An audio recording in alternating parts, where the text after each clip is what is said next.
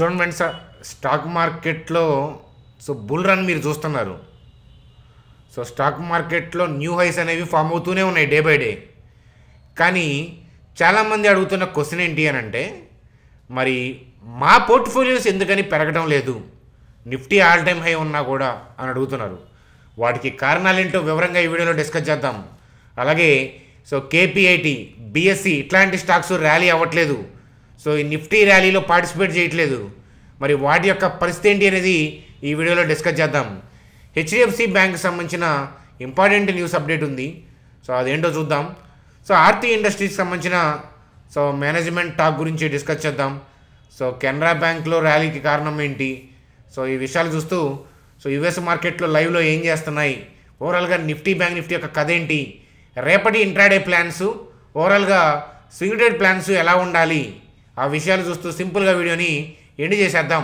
చూడండి, వీడియోలోకి వెళ్ళే ముందు మన ఛానల్ వీడియోని లైక్ చేయడం అనేది మన జన్మ హక్కు, కాబట్టి వీడియోని లైక్ చేద్దాం. అట్లాగే ఏంటంటే ఈ పర్టికులర్ వీడియోని షేర్ కూడా చేద్దాము అని చెప్పి చెప్తాను. కొత్తగా మన ఛానల్ వాచ్ చేసే వాళ్ళని నేను సబ్స్క్రైబ్ చేయమని నేను చెప్పను. ఒక 3-4 వీడియోస్ కనుక మీరు మన ఛానల్లోకి వెళ్ళి చూస్తే ఆటోమేటిక్గా సబ్స్క్రైబ్ చేసి తీరుతారు. చూడండి, ముందుగా నాస్డాక్ చార్ట్ చూద్దాం. నాస్డాక్ చార్ట్ చూస్తే కనుక లైవ్లో ఉంది. ఎంత పర్సంటేజ్ గ్రీన్ పెరిగింది, రెడ్లో ఉందా, ఇలాంటివి చూడొద్దు. అది ఏంటంటే స్టాక్ మార్కెట్లో బిగినర్స్ చేస్తారు ఆ పని కదా. ఓవరాల్గా ఏంటంటే బ్రాడ్ వ్యూ ఏంటి, అప్ సైడ్ ర్యాలీ, రీట్రేస్మెంటు, అలాగే ర్యాలీ, ఇక్కడ కొద్దిగా ప్రాఫిట్ బుకింగు, మళ్ళీ ర్యాలీ. కాకపోతే ఏంటంటే ఆర్డర్లు ఎగ్జిక్యూట్ అవ్వట్లేదు. కాబట్టి యుఎస్ మార్కెట్లో ఏంటంటే 1 or 2 ట్రేడింగ్ సెషన్స్లో ఏంటంటే కొద్దిగా ప్రాఫిట్ బుకింగ్ వచ్చే అవకాశాలు ఉంటాయి, లేదా కంటిన్యూ ర్యాలీ కూడా అవ్వచ్చు. కాకపోతే ఇక్కడ ఆర్డర్లు ఎగ్జిక్యూట్ అవ్వట్లేదు కదా. మనం ఆల్రెడీ లాంగ్స్లో ఉంటే కొంత హోల్డింగ్ని ఏంటంటే కుదించుకుంటాం, కొంత ప్రాఫిట్ బుకింగ్ మనం కూడా చేసుకుంటాం. అలా చేయాలి ట్రేడింగ్ అనమాట. ఓవరాల్గా నాస్డాక్ వల్ల కానీ డౌ జోన్స్ వల్ల కానీ మనకు వచ్చిన ప్రాబ్లం అయితే లేదు. అక్కడైతే కనుక న్యూట్రల్ టు పాజిటివ్గానే ఉంది కదా అట్లీస్ట్. ఈరోజు చూసుకున్నా కూడా ఓవరాల్గా ఏంటంటే బ్రాడ్ వ్యూ అప్పే కాబట్టి ఇబ్బంది అయితే ఏం లేదు. కాబట్టి మన చార్ట్లో మన కంట్రీని అయితే కనుక ఇప్పుడైతే ఎఫెక్ట్ చేయదు, మన కంట్రీ స్టాక్ మార్కెట్ని కదా. మరి ఒకసారి నిఫ్టీ చార్ట్లోకి వెళ్ళి చూద్దాం పదండి. చూడండి నిఫ్టీ చార్ట్, స్క్రీన్ మీద నిఫ్టీ చార్ట్ చూస్తున్నాం. అయితే ఒకటి కామెంట్ చేయండి, ఏమని అంటే ఓవరాల్గా మార్కెట్ ఎడిపోతుంది పైకి. బ్రాడ్ వ్యూ ఏంటి అని అంటే అప్. బ్రాడ్ వ్యూ ఎలా కనిపెట్టాలి అని అంటారు. చూడండి, మీరు రీసెంట్గా చూస్తే కనుక మొత్తం కూడా ర్యాలీసే కదా. అలాగే ఏంటంటే ఈ రీట్రేస్మెంట్ వచ్చినప్పుడు కూడా మనం స్టిక్ అవ్వాలి దానికి. చాలామంది ఇది ఫాల్ డౌన్ అనుకున్నారు, కానీ మనం డిస్కస్ చేసి చెప్పాము ర్యాలీ అనేది కంటిన్యూ అయ్యి ఆల్ టైమ్ అయితే దాటుతుందని. దాటి బ్రేక్అవుట్ వచ్చింది, మళ్ళీ కూడా ఫర్దర్గా ర్యాలీ వచ్చింది. అయితే డోజీ కైండ్ ఆఫ్ క్యాండిల్ అనుకున్నాం కదా, అది బ్యాంక్ నిఫ్టీలో వచ్చింది చూసారా మీరు. అలాగే ఇక్కడ కూడా ఏంటంటే డోజీ కైండ్ ఆఫ్ క్యాండిలే పడింది మార్నింగ్. అయితే ఏంటంటే ఎండింగ్ వచ్చేసరికి బయింగ్ వచ్చింది అని అంటే there intention is still aggressive అని చెప్తాను.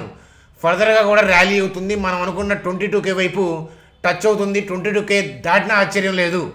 కాబట్టి టార్గెట్ అనేది ఫిక్స్ అయ్యద్దు. అది ర్యాలీ అవుతుంది అవనండి. 18,900 దగ్గర నుంచి మనం లాంగ్లో ఉన్నాం.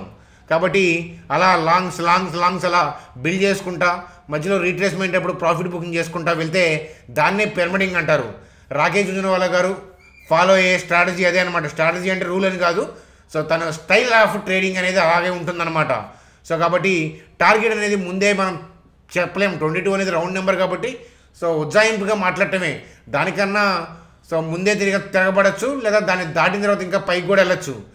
It's like temple run, subway Surf ఇట్లాంటివి ఆడుతున్నప్పుడు టార్గెట్ ఏం చెప్తామో చెప్పండి. ఎక్కడ అవుట్ అవుతామో అక్కడ, ఎక్కడైతే డిఫికల్టీగా అనిపిస్తుందో, స్పీడ్ పెరిగిపోయిందో అక్కడ అవుట్ అయ్యే అవకాశాలు ఉంటాయి అనుకుంటాం కదా. అట్లా మార్కెట్ని కూడా రన్నింగ్లో ప్లే చేయడమే. అంతే కదా. కరెక్ట్గా ఎప్పుడు బ్యాడ్ న్యూస్ వస్తుంది అంటే బ్రాడ్ వ్యూ చేంజ్ అయ్యేలాగా అది ఇప్పట్లో ఎవరికీ తెలియదు. అది వచ్చే ముందు, మీడియాలో వచ్చే ముందు ఇన్స్టిట్యూషనల్ ప్లేయర్స్ ముందుగా ఐడెంటిఫై చేస్తారు. కాబట్టి క్యాండిల్లో ముందుగా రిఫ్లెక్ట్ అవుతుంది. కాబట్టి పడే ముందే మనం ఐడెంటిఫై చేయొచ్చు. అది ఎప్పుడు అంటే అది అప్పుడు. అప్పుడు ఆలోచిద్దాం. అప్పటిదాకా ఏంటంటే buy and dips continue, swing point of వ్యూలో లాంగ్స్ని కూడా కంటిన్యూ చేయమని చెప్తాను. అలాగే global cues neutral to positive ఉంటే ఫర్దర్గా కూడా రేపు కూడా ర్యాలీ అయ్యే అవకాశాలు కనిపిస్తున్నాయి. ఎందుకంటే క్యాండిల్ పడిన విధానం అగ్రెసివ్గా ఉంది. లేదు రేపొద్దున ఏదైనా డిప్ వచ్చినా ఏం కాదు.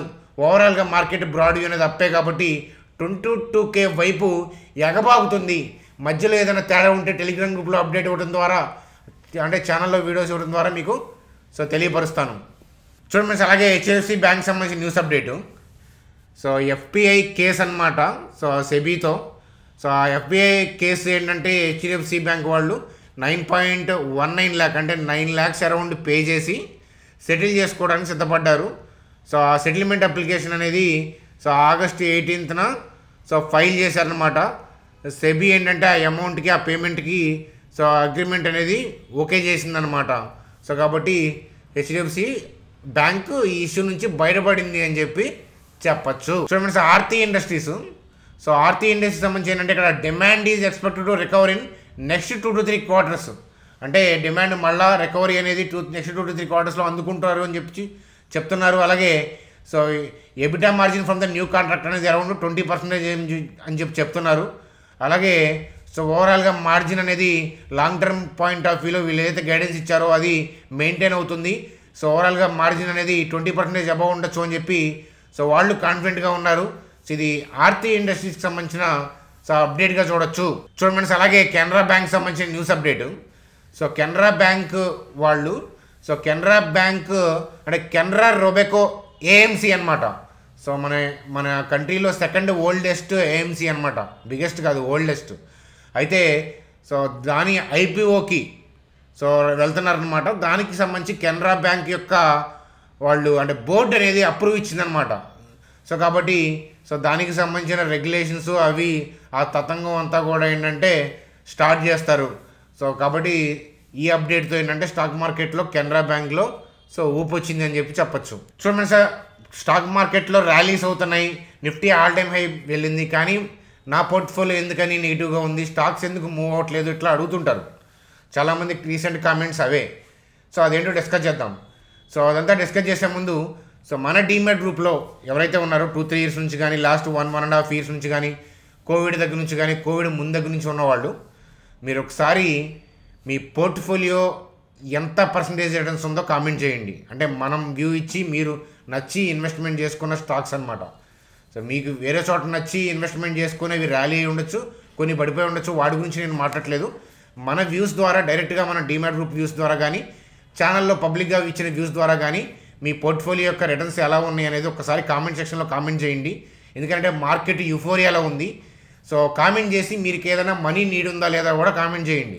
సో మనీ నీడి ఉన్న మనీ పెట్టారా లేకపోతే 10 years దాకా అవసరం లేని మనీ పెట్టారా అది కామెంట్ సెక్షన్లో కామెంట్ చేస్తే మార్కెట్ యూఫోరియాలో ఉంది కాబట్టి ఎలాంటి జాగ్రత్తలు చూడాలి అంటే ఎలాంటి జాగ్రత్తలు తీసుకోవాలి అనేది రేపటి వీడియోలో డిస్కస్ చేస్తాను. అలాగే చాలామంది ఏంటంటే అడుగుతున్నారు, అంటే నా పోర్ట్ఫోలియో బాగోలేదు, ర్యాలీ అవ్వలేదు అని చెప్పి అడుగుతుంటారు అనమాట. సో ఎందుకని మీ పోర్ట్ఫోలియోస్ ర్యాలీ అవ్వడానికి కారణం ఏంటి అని అంటే సో మెయిన్ థింగ్ ఏంటంటే మీరు high price to earning over వాల్యూలో ఉన్న స్టాక్స్ కొనటం, యూఫోరియాలో స్టాక్ ఉన్నప్పుడు కొంటాం. సో మేము ప్యానిక్ అయ్యేటప్పుడు కొంటాం కాబట్టి స్టాక్స్ అంటే ఇండివిజువల్గా నిఫ్టీ పడ్డప్పుడు బల్క్లో కొంత ఇన్వెస్ట్మెంట్ చేసుకుంటూ ఉంటాం. అలాగే ఇండివిజువల్గా స్టాక్స్ పర్ఫామ్ చేయవు. నిఫ్టీ బాగున్నా కూడా స్టాక్స్ ఇండివిజువల్గా టెంపరీ ఇష్యూస్ వల్ల పడుతుంటాయి. ఐటీసీ 2021లో, అలాగే జేకుమార్ ఇన్ఫ్రా అంతే. సో ఇట్లా అలా కొనుక్కున్న స్టాక్స్ చాలా ఉన్నాయి అన్నమాట. అరబిందో ఫార్మా, సో అలాగే మంచి బ్యాగర్ అవుతుంది అనుకున్న న్యూస్ అండ్ సాఫ్ట్వేర్ బ్యాగర్ అయింది. అట్లా మన పోర్ట్ఫోలియోలో 100% పైగా రిటర్న్స్ ఇచ్చినాయి కొల్లలు మీ అందరికీ తెలుసు కదా. అలా లోయర్ లెవెల్లో కొనడం. అలాగే ఇలాంటి యుఫోరియాలో ఏంటంటే మనం స్తబ్దుగా ఉంటాం. ఇలాంటి యుఫోరియాలో ఆపర్చునిటీ ఉంటుందా అంటే ఉండొచ్చు, కానీ ఏంటంటే సో ఇండివిజువల్గా స్టాక్ని వెతకాలి. సో దొరికితే ఇలాంటప్పుడైనా కొంటాం. ఇండివిజువల్గా కంపెనీకి ప్రాబ్లం ఉంది, టెంపరీ ఇష్యూ అది, కానీ అది రికవర్ అవుతుందా లేదా చూడాలి.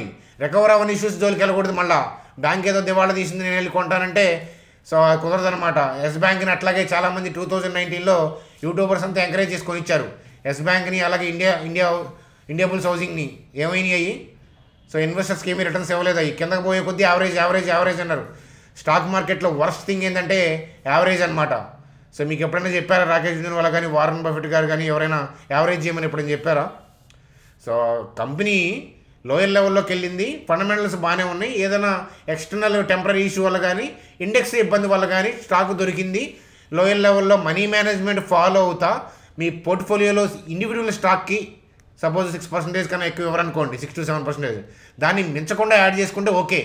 అంతేగాని 100 కొన్నాను పడింది కదా, 200 కొంటాను పడింది కదా అంటే, 300 కొన్నాను పడింది కదా అంటే, సపోజ్ మీరు ఫైనాన్స్ బిజినెస్ చేస్తుంటే ఎవరైనా మీకు 5 lakhs ఇచ్చారు, మీరు వాళ్ళు ఎగ్గొట్టారు, ఇవ్వట్లేదు సరిగ్గా, ఇంకో 5 lakhs ఇవ్వు, 2 కలిపిస్తారంటే ఇస్తారా? ఇవ్వరు కదా. రీపేమెంట్ బాగున్న వాళ్ళకే వెళ్తాం మనం, అంతే కదా. అలాగే ఏ ఇండివిజువల్ పర్సన్కి మనం ఒక 2 lakhs 3 lakhs మన లిమిట్స్ ఉంటాయి కదా, అది దాటి ఏ ఇండివిజువల్ పర్సన్స్కి ఇవ్వం. ఎందుకంటే ఎప్పుడైనా ఎవరైనా డిఫాల్ట్ అవ్వచ్చు, మనకి ఎగ్గొట్టచ్చు, ఏదైనా జరగచ్చు. అందువల్ల అలాగే స్టాక్ మార్కెట్లో కూడా మనం కొన్ని రూల్స్ని డిఫైన్ చేసుకోవాలి. స్టాక్ మార్కెట్కి రూల్స్ లేకపోయినా మనం డిసిప్లైన్గా ఉండి మనకి మనం రూల్స్ అనేవి డిఫైన్ చేసుకోవాలన్నమాట. సో అదనమాట, యూఫోరియాలో కొనటం వల్ల అలా జరుగుతూ ఉంటుంది. సో మార్కెట్ ఇప్పుడు గ్రీన్లో ఉంది. మెజారిటీ మన డిమాట్ గ్రూప్లో వాళ్ళకి 40% అబవ్ ఉండాలి. నా అంచనా ప్రకారం 40% అబవ్ రిటర్న్స్ ఉండాలి మీ పోర్ట్ఫోలియోస్. సో అలా ఉండాలి. లేదు అంటే రీసెంట్గా వచ్చి పెద్దగా ఇన్వెస్ట్మెంట్ అంటే రీసెంట్గా కొనుక్కున్న వాళ్ళు తక్కువ ఉంటే ఉండొచ్చు. కానీ ఓవరాల్గా 2-3 years నుంచి ఉన్న వాళ్ళకి 40% అబవ్ అనేది ఖచ్చితంగా మీ పోర్ట్ఫోలియో గ్రీన్లో ఉంటుంది.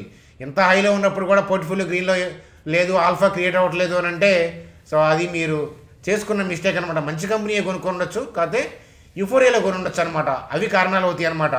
చూడండి, ఎప్పుడు కూడా కంపెనీ ఊపులో ఉన్నప్పుడు కొనొద్దు, దాని బ్యాడ్ టైం అయిన ఉన్నప్పుడు కొనండి మంచి కంపెనీని. అలాంటివి చేస్తే చాలన్నమాట. మనం అలాంటివి చేసాం. మనం కొత్త ఫార్ములాలు వేసి ఏదేదో లాజికల్ తవ్వి ఏ అనాలిసిస్లు ఏం చేయాలి. చాలా సింపుల్ ఫైనాన్షియల్ థింగ్స్ చూసి చాలా థింగ్స్ సింపుల్గా మనం just we have applied some common sense and normal thing. Business ఎలా ఉంది, ఎడ్జ్ ఏంటి, వాళ్ళు ఎలా పోతున్నారు, మేనేజ్మెంట్ స్ట్రాటజీస్ ఏంటి, అదే మనం చూసిందనమాట. అలాగే వాళ్ళు అన్న మాట ప్రకారం వాళ్ళు వెళ్తున్నారా లేదా, ఆ సెక్టర్లో రిమైనింగ్ కంపెనీస్తో కంపేర్ చేస్తే ఎలాంటి రిజల్ట్స్ ఇస్తూ ఉన్నాయి కన్సిక్యూటివ్గా, అవి ఇంపార్టెంట్. అంతేగాని నిఫ్టీ పడిపోయింది, ఎఫ్ఐ వెళ్ళిపోయారు, డిఐ వచ్చారు, వాళ్ళు వస్తుంటారు పోతుంటారు. సో వాళ్ళతో మనకేంటి సంబంధం. మీరు ఇయర్లీ రెవెన్యూస్ ప్రాఫిట్లు బాగుంటే కంపెనీలు సో బ్యాగర్లు అయ్యి సంచులు డబ్బులు నిండితే అందులో డౌటే లేదు. చూడండి, అలాగే కేపీఐ ఒక ఎగ్జాంపుల్ అనమాట. సో ఎందుకని ఇవి ర్యాలీ రావట్లేదంటే ఆల్రెడీ చాలా ర్యాలీస్ అయ్యాయి. సో చాలా వాల్యూకి వెళ్ళిపోయింది. సో దాని రెవెన్యూ కమింగ్ ఇయర్స్లో ఎంత జనరేట్ అయిపోతుందో దానికి తగ్గట్టుగా పెరిగిపోయింది అది. అందువల్ల ఏంటంటే పార్టిసిపేట్ చేయట్లేదు తప్ప కేపీఐటీకి వచ్చిన ప్రాబ్లం అయితే ఏం కనిపించట్లేదు నాకు చార్ట్లో. సో ఈ స్టాక్లో ఇన్వెస్ట్మెంట్ చేయాలన్నా కూడా సో అట్లీస్ట్ 1192 దాకా ఆగమంటాను.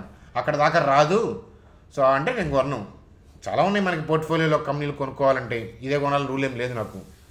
సో అది అక్కడికి వస్తే ఆలోచిస్తాను అనమాట, లేకపోతే లేదని చెప్పి చూడండి. అలాగే బ్యాంక్ నిఫ్టీ ఇతరత్ర అప్డేట్స్ BSE గురించి చూసే ముందు సో మన ఫ్రీ టెలిగ్రామ్ గ్రూప్లో మార్కెట్లో ఏదైనా బ్రాడ్ వ్యూ చేంజ్ ఉంటే చెప్తాను, కాబట్టి ఈ లింక్ ద్వారా జాయిన్ అవ్వండి. జెరోదా ఏంజల్ లింక్స్ ఉన్నాయి కదా, మన లింక్స్ ద్వారా అకౌంట్ ఓపెన్ చేసి మీరు ఈ నెంబర్ కనుక ఐడి పంపించి కొద్ది క్యాపిటల్ అయినా పర్లేదు మీ క్యాపిటల్తో వస్తే లైఫ్ టైం ఇన్వెస్ట్మెంట్ వ్యూస్ మీరు ఫ్రీగా చూస్తారు.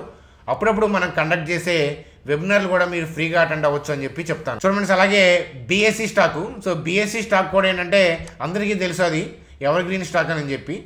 సో అయితే రీట్రేస్మెంట్లో ఉంది. ట్రేడింగ్ చేయాలంటే టెక్నికల్గా లెవెల్స్ ఇది. సో ఇన్వెస్ట్మెంట్ గురించి అయితే కనుక నేను ఈ వాల్యుయేషన్స్లో నేను కొన్నాను 2124 2068. సో ఇది కనుక టచ్ అయితే కనుక మళ్ళీ సో ర్యాలీ అనేది అందుకుంటుంది అని చెప్పి చెప్తాను. సో ట్రేడింగ్ చేయాలి అన్నవాళ్ళు 2124 దగ్గరకు వచ్చినప్పుడు మీరు రిమైండ్ చేస్తే we can plan directly here అని చెప్పి చెప్తాను BSEకి సంబంధించిన ట్రేడ్. చూడండి sir, bank Nifty so doji kind of candle అనుకున్నాం వచ్చింది. ఎందుకు వస్తే ఇలాంటి డోజీ కైండ్ ఆఫ్ క్యాండిల్స్ అంటే ఇవాళ గురువారం కాబట్టి అని అనుకోవద్దు. సో ఏంటంటే ఇక్కడ థింగ్ ఏంటంటే ఈ బ్రేక్అవుట్ వచ్చింది కాబట్టి most of the people they want to buy. So market అందుకని ప్రీ మార్కెట్లో బై ఆర్డర్స్ ఉన్నాయి కాబట్టి హయ్యర్ లెవెల్లో ప్రాఫిట్ బుకింగ్ అవుతుంది, అంతే కదా. అందరూ బై చేయాలంటే ఎట్లా, అందువల్ల హైయర్ లెవెల్లో వాళ్ళు సెల్ చేసుకుంటున్నారు. సెల్ చేసుకుంటే డిప్ అయినప్పుడు బై చేస్తారు. డిప్ అయినప్పుడు బై చేయాల్సిన అవసరం ఏంటి అని అంటే బ్రాడ్ వ్యూ పైకే వాళ్ళు పైకి వెళ్ళాలనే ఇంటెన్షన్తో ఉన్నారు. పైన ఇనీషియల్ మూమెంట్స్లో సెల్ చేస్తే తప్ప వాళ్ళు లోయర్ లెవెల్లో బై చేయలేరు. ఎర్లీ మార్నింగ్ ఎక్కడ ఓపెన్ అయితే అక్కడ బై చేసుకొని ఎవ్రీడే పైకి తీసుకెళ్లాలంటే సాధ్యం కాదు, ఆర్డర్లు దొరకాలి కదా. మీరు చూడండి సోషల్ మీడియా టీవీ ఛానల్స్ అందరూ కూడా గ్రీన్ అన్నప్పుడు ఏంటంటే మీకు ఇంట్రాడేలో ఆపర్చునిటీస్ ఉండవు, ఎందుకంటే ఓపెన్ అవ్వడమే అది ఆకాశంలో ఓపెన్ అవుద్ది. సో అంతే కదా, బయర్కి సెల్లర్ దొరికితేనే కదా ట్రేడ్ ఎగ్జిక్యూట్ అయ్యేది. సో ఇక్కడ లాగే కదా మార్కెట్ ఇక్కడ ఓపెన్ అయింది. సో ఇది ఆలోచిస్తే మీకు హైయర్ లెవెల్లో సెల్ లోయర్ లెవెల్లో బై వస్తుందని నిన్నే చెప్పాను. అందుకు పడుతుంది డోజీ, అది దాన్ని range bound of kind of trading అంటారు. సో ఇది మనం తెలుసుకోవాల్సిన స్టైల్. మార్కెట్ పైకి వెళ్తుందా లేదా, వెళ్తుంది, అది ఒకటి గుర్తుపెట్టుకోండి చాలు. ఈ రెసిస్టెన్స్ దాడా ఆ రౌండ్ నెంబర్ ఇది ఎఫ్ఐ ఇది చేశారు, ఎఫ్ఐ సెల్ చేశారు, నెట్ సెల్ చేయాలంటే పిచ్చెక్కుద్ది. సో కాబట్టి సో ఇలా ఆలోచించండి అని చెప్తాను. మీకు ఏదైనా క్వెరీస్ ఉంటే కామెంట్ సెక్షన్లో కామెంట్ చేయండి. So bye friends, good night.